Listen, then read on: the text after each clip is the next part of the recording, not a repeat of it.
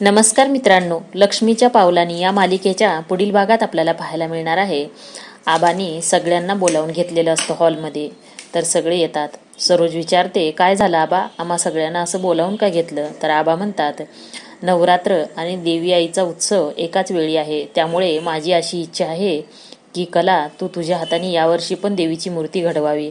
तेव्हा कला म्हणते की हो, मी गेल्या वर्षी जेव्हा मी पहिल्यांदा चांदेकरांच्या घरातील मूर्ती घडवली स्वतःच्या हाताने, तेव्हा माझा सन्मान झाला होता. पण यावर्षी चांदेकरांची सून या नात्याने मूर्तिकार म्हणून मी हे काम स्वीकारते. हा माझा सर्वात मोठा अभिमान आहे, असं अद्वैतकडे बघत ती बोलत असते.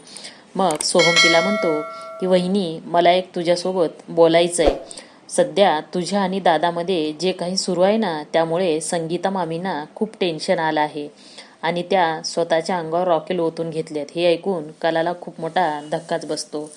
तर पुढील भागात कला आईला भेटायला जाईल का? धन्यवाद.